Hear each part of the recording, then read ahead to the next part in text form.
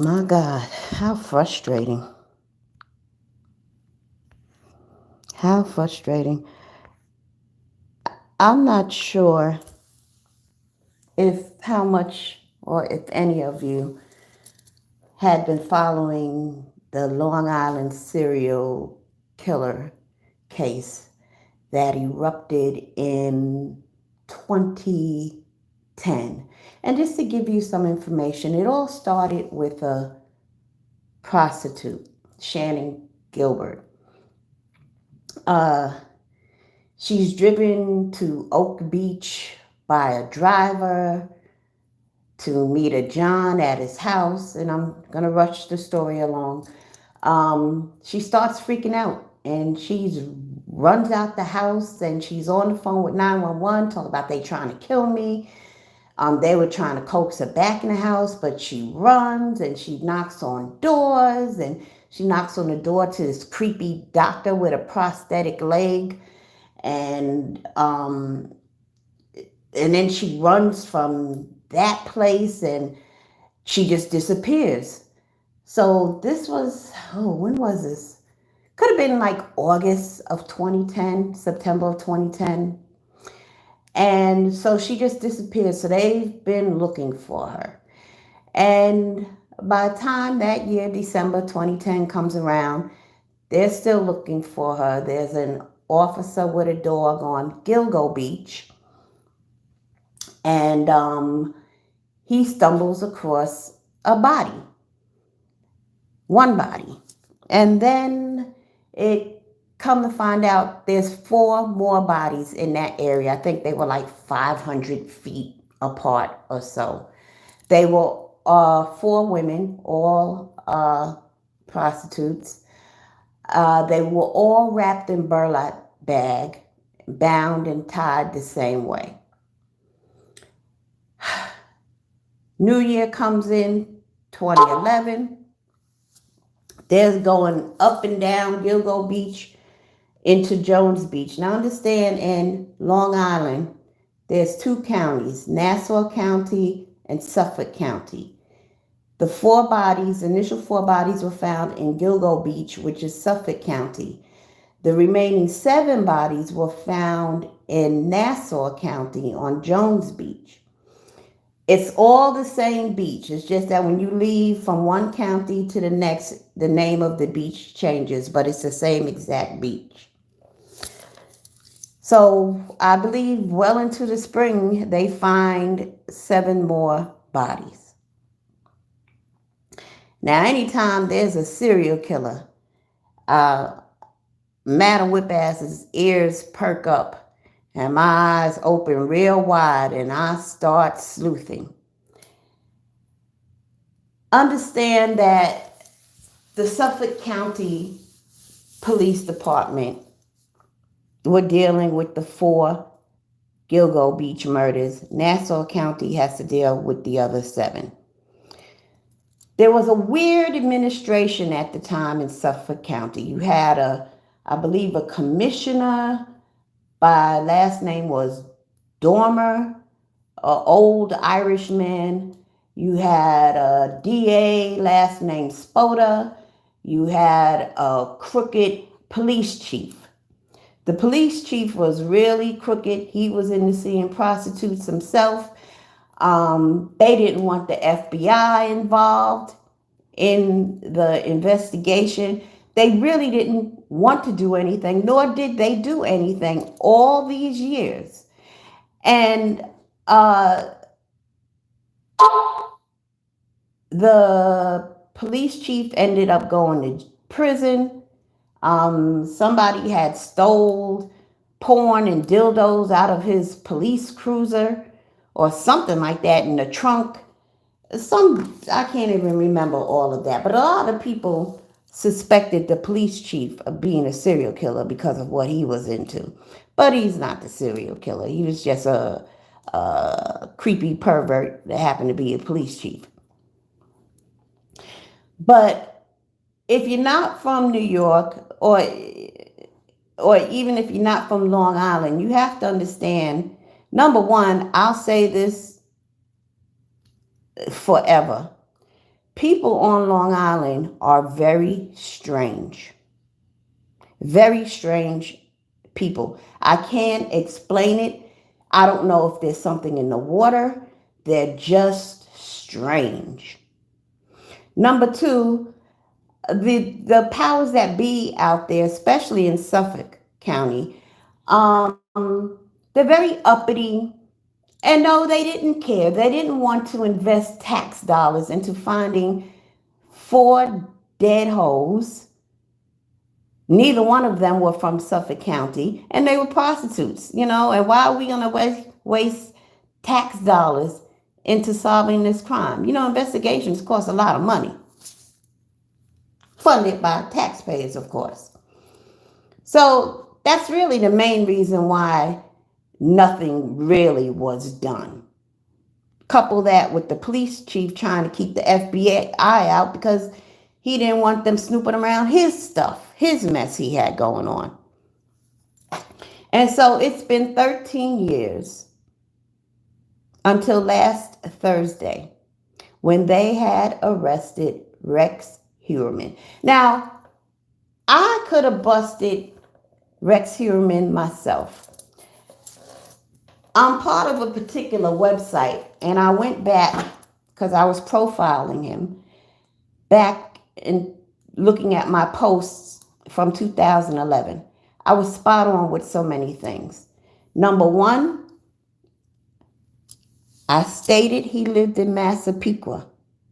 Number two, I stated that he worked in Midtown, New York City.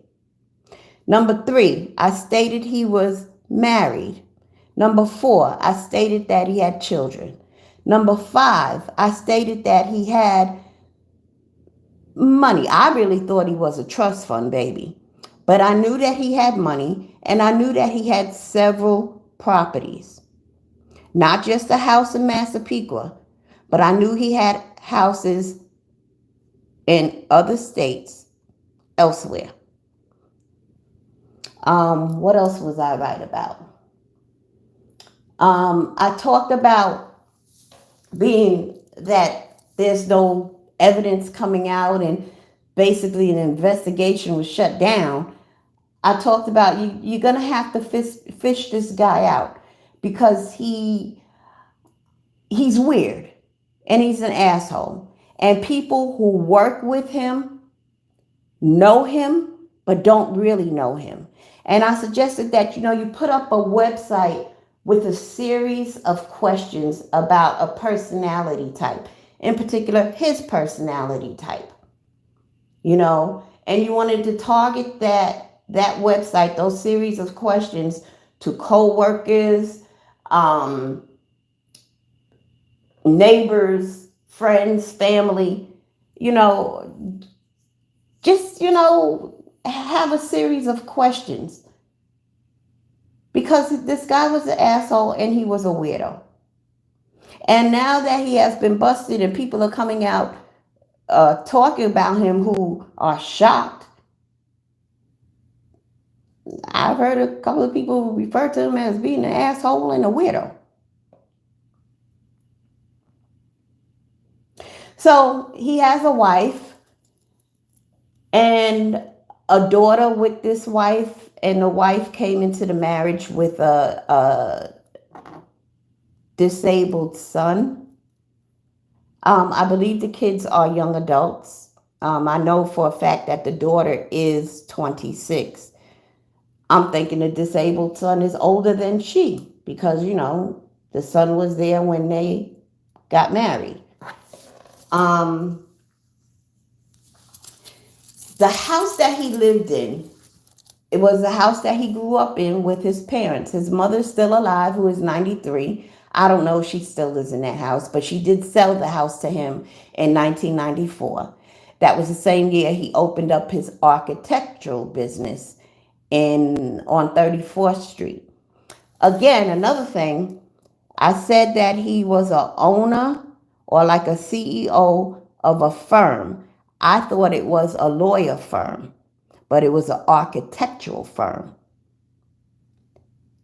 Nonetheless, it was a firm, and he was the owner. Um, so his father died in 1975. Now, this house, when you see it, among all the other houses on that block, and I could safely say in the entire neighborhood, nice houses, lawns look great, but his house, it stood out like a sore thumb. And if, just looking at drone footage from one corner to the next, I mean, hey, everybody ain't into researching, studying, hunting serial killers.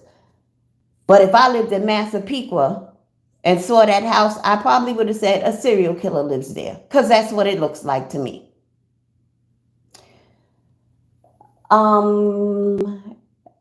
Anyway, of course, every law enforcement of the alphabet had descended upon that house. They've been there since Friday or even Thursday night. I think they're wrapping up today or tomorrow. I understand that the house was very, very cluttered, like a hoarder. They've been reporting things that they found that really didn't scratch my back. So he had 92 guns that were registered. They knew he had 92 guns, but they found 200 guns.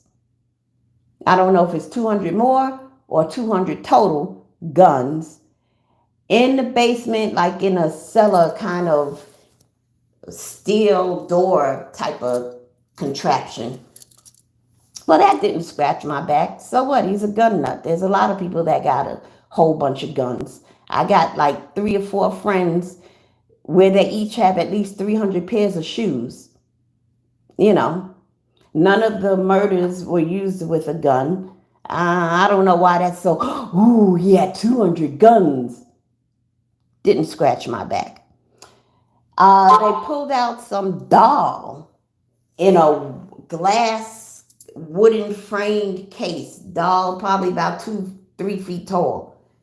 Was that supposed to scratch my back? That could have been his mother's doll that she had since she was 5 years old. Could have been a wife's doll. She's from Iceland. She could have purchased it in Iceland. People collect dolls. I have 2 aunts that collect dolls. I have one of my aunt's dolls. I don't know. It just didn't scratch my back.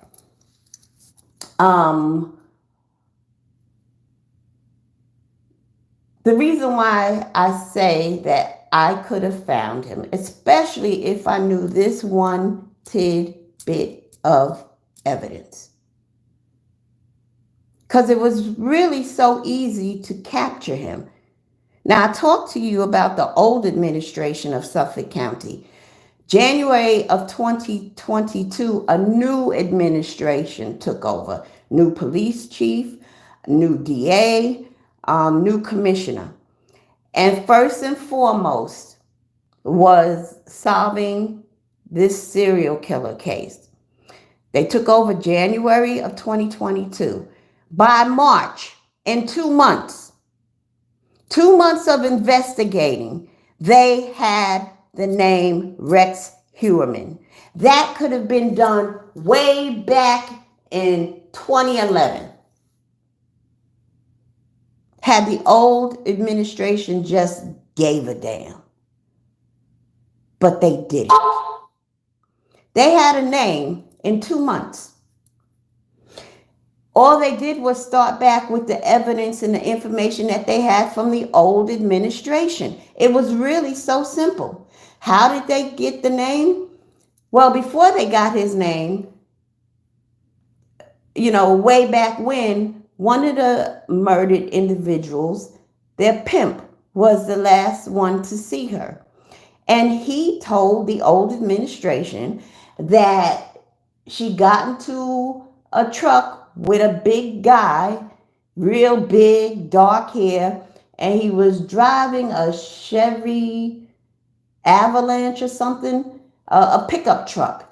And it was something particular about this pickup truck. Like, like the back of the pickup truck, in between the back window and the bed of the truck, there was like a decal or something, something that was out of the ordinary. And he described this truck. So the old administration had that information, right? They also had the information of the area of the town he lived in, and the area he worked in, New York. How'd they have that information? Well, he kept using burner phones. And bigger than that, he made calls from the cell phones of two of the victims after he murdered them. And he was taunting family members. Like, he would call the family of one of the victims, and be like, "Did you know your sister was a whore? Well, I murdered her." Shit like that. They could only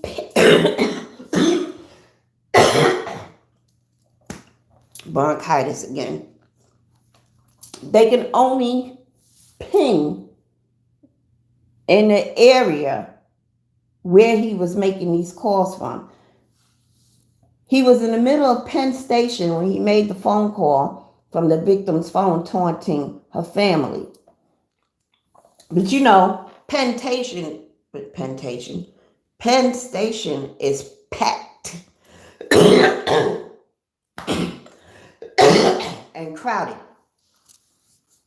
And so they couldn't really pinpoint him because of all the people and the busyness. But that created a grid, a box, if you will, of where this killer had been. And he also made calls from apparently his house in Massapequa. Again, a grid. So all they had to do with the information from the pimp that gave the name and make of the car, and you knew that he lived in Massapequa, so all you do is go to the grid, and all those people who live in that grid find out who has a gray Chevy Avalanche pickup truck. Now, it could be 10 people, it could be 4 people, it could be 1 person. But you go through all those trucks. Who owns this truck? 21-year-old kid. He works further out in Suffolk County. Doesn't work in Manhattan. Find another one. Oh, here's another one. Oh, this guy's 72 years old. He's retired. Truck only has 38,000 miles on it, and it's 7 years old. Go to the next one. This guy, Rex Heuermann. Well, he works in Manhattan. He owns an architectural firm. And his job is in that cell phone grid in Manhattan. Bingo! That could have been done way back in 2011. Let me tell you something.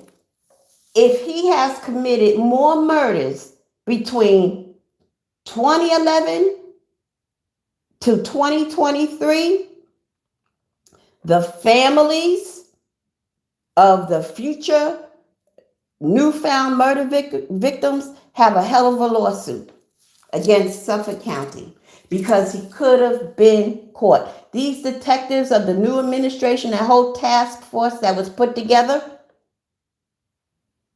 they caught him by using the information, the evidence that was there already from 13 years ago.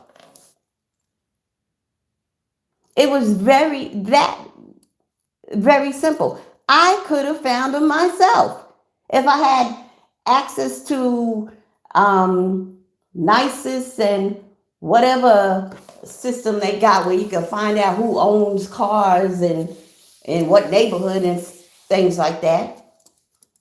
He could have been caught in a matter of months of finding those first 4 individuals. Now, out of the 4 Gilgo Beach individuals, so far he's only been connected to 3. He's certainly going to be connected to the 4th one.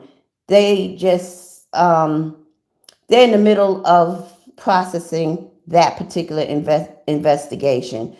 They arrested him Thursday because they were afraid that he was about to strike again. And so I anticipate charges for the fourth murder victim wrapped in burlap soon. Unbelievable. So, the first of those four victims was murdered in 2007. The other three were murdered between August and October of 2010. So with those four right there, he's been killing over 3 years.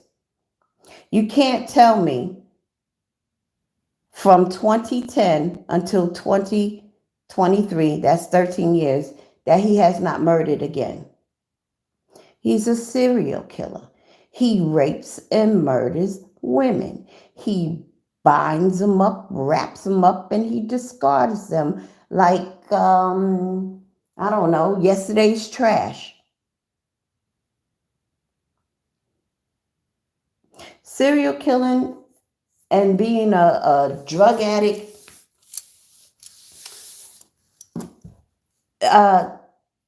it's really the same thing, actually. How is it the same thing? Let me put it this way. You go through the same motions. Serial killers go through the same motions as a drug addict. Somebody who's addicted to drugs, they know that it is ruining their life. They might want to quit. They're probably begging themselves to quit. They probably lie and tell themselves, this is it. I'm never going to do it again. They take their last hit. And this is it. And they come down. And they might go 2-3 days, might even go a week.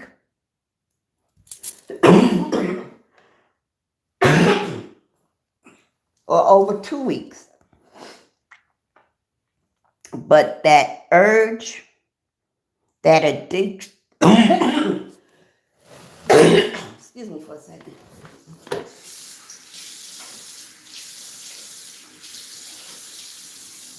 Be right back.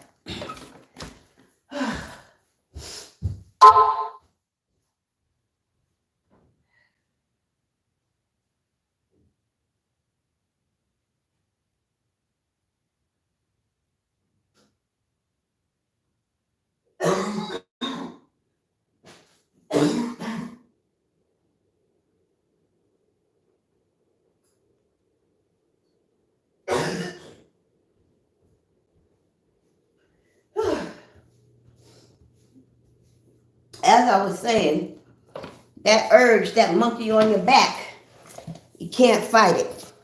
You gotta get another hit of that drug. Well, the serial killer goes through the same motions. They might want to stop. All right, this is my last body. You know, it's too much work doing this shit. I'm getting too old. I can't keep doing this shit. But after a while, when that monkey, that demon get back on your back, you gotta go out and do it again.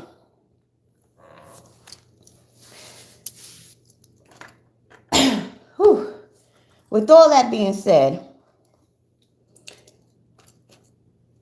I do not hope for any more victims, but I know that they are. And if there are between 2011 and 2023, I hope these people got lawyers lined up for lawsuits, because those deaths, those murders clearly could have been prevented. There's no way they would lose in court. No way. So, I understand today his wife filed for divorce. He said his family was shocked, embarrassed, and disgusted. I had to pause and think about that for a minute. If police officers surrounded me and took me in and said, your father is a serial killer, I might be shocked that they are accusing my father of such a thing. But I wouldn't be embarrassed or disgusted. Not immediately. It would have taken me a while. I wouldn't have been embarrassed and disgusted within a side of a week. I'll tell you that. Because my thing, who are you talking about? Oh no, you got the wrong person. I'd be so adamant against what they were saying, there would be no room for disgust or embarrassment because they got the wrong person. So for his family to be embarrassed and disgusted within days tells me that, yeah, all the dots connected for them. And what I mean by that is,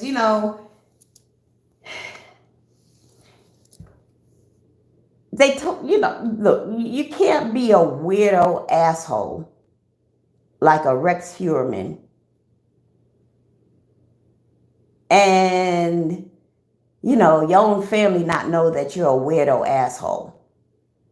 Now, it may not cross their mind that he's a serial killer or he had anything to do with the murders. But once the police pull you in and tell you, hey, you're his wife, and guess what? We found your hair wrapped around the tape that was used to tape up the bodies.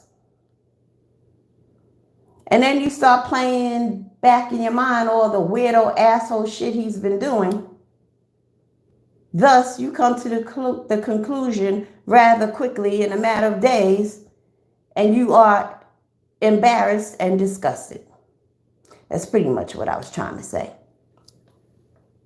So she filed for a divorce today. And if the judge is anything like the divorce judge in the BTK murders out there in Wichita, Kansas, he would grant her a divorce in 24 hours because that's what BTK's wife got. She got her divorce in 24 hours. Well, the judge and everybody really felt for her. I mean, hey, if I had the power to give somebody a divorce in 24 hours who just found out they were married to a despicable, masturbating on a dead child murdering pervert, I'd grant her the divorce in 2 minutes if I could. So hopefully the judge and the divorce administration and the courts or whatever will have mercy on this dear woman and give her a divorce ASAP. At least in 48 hours if you can't do it in 24. So, Rex, you have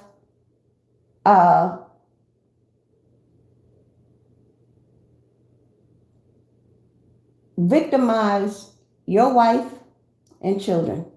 But let's talk about your wife of what? You've been together 25 years, married 20. The shit this woman got to go through now. The stress. Whatever her job was, whatever her life was before last Thursday, she's living in a whole different, totally foggy world right now because of your fucking ass.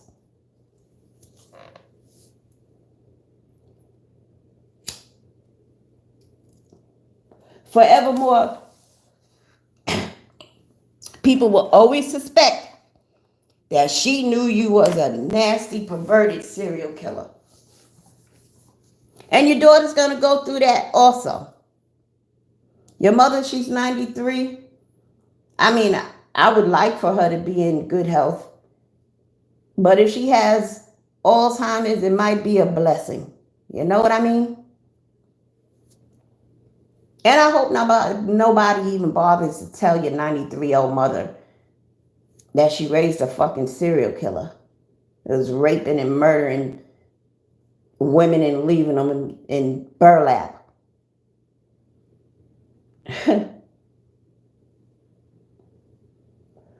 So, this dilapidated, hoarded house, the investigators, it looked like they removed everything out of that house. And I mean everything. I don't think they care what belongs to who. It's all going to a lab someplace to be processed. And it took them days to clear that house out. You ever been inside a hoarder's house? Shit. So, your wife has none of her belongings, neither does your daughter.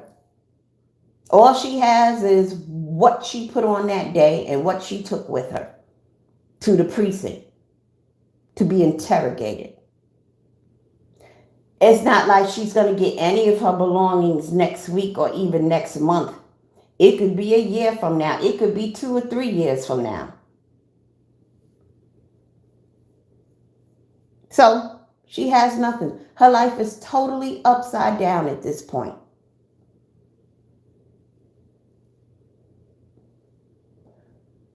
Wow.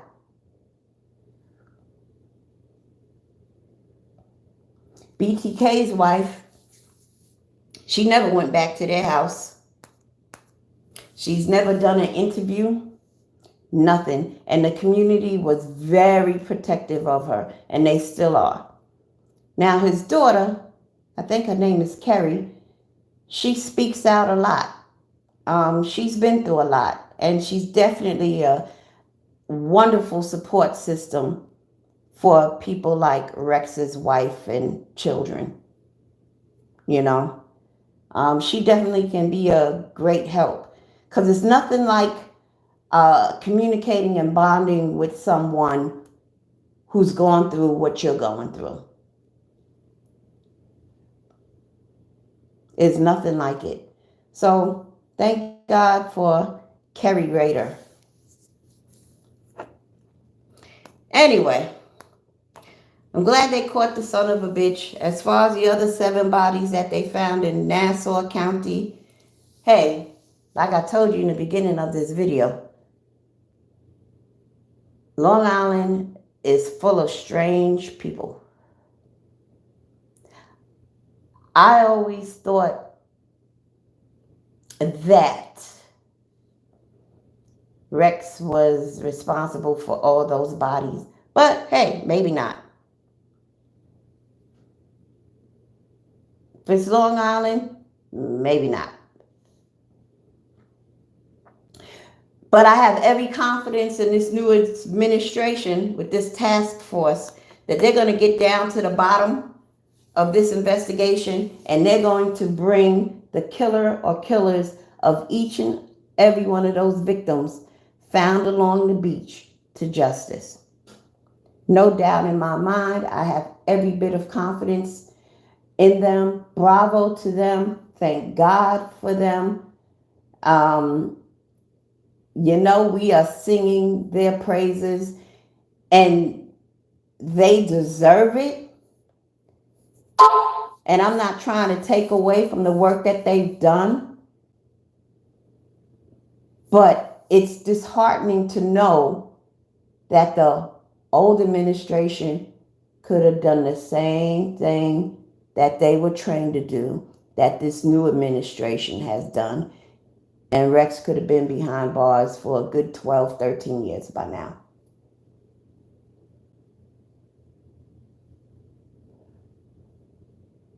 By the way, when I talked about Shannon Gilbert, the prostitute that was driven to a John's house in Oak Beach, and she started freaking out and they trying to kill me. She's on the phone with 911. She runs to the doctors. I don't think I mentioned that they did find her body in 2011. It wasn't near Gilgo Beach. It was in the marshland in the area that she was running while she was on the phone with 911.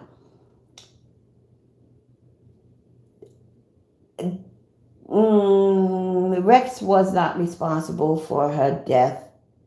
It was just a murky situation. That's why I'm like stumbling for words. But all in all, I just believe things happen for a reason. And if it wasn't for that situation with Shannon Gilbert, the other 4 victims in the burlap, along with the other 7 victims, may not have ever been found to this date. So that is her only connection to those murders. What happened to her is fishy. They say she drowned in the marsh. That stupid Commissioner Dormer said she ran out of her jeans. Who can run out of a pair of jeans? Well, I know I can. It takes me forever to put a pair on. Shits be tight. No way you can run out of a pair of jeans. But that's all we got concerning her. So, with that all being said, my video has concluded. Thank you for tuning in. I will be paying very close attention to this case. I'm anxious to hear what evidence that they have pulled out of his house. He has a property, I think a timeshare condo in Vegas. He has a property in South Carolina. They have descended upon those properties. Now all they got to do is find out if any women were found or missing or murdered. Is there DNA? They can connect the DNA to Rex, and solve more cases. So I'm interested in finding what more evidence they have garnered in their investigation. Did he keep trophies? That's something that serial killers do. That's something that weirdos do out here in these YouTube streets. They keep videos as trophies,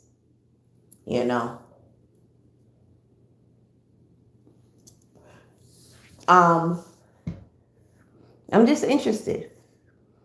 And again, I'm sure he has a burial ground someplace else. All they got to do is keep searching. All right. Thank you, guys. And I'm going to go now. Peace.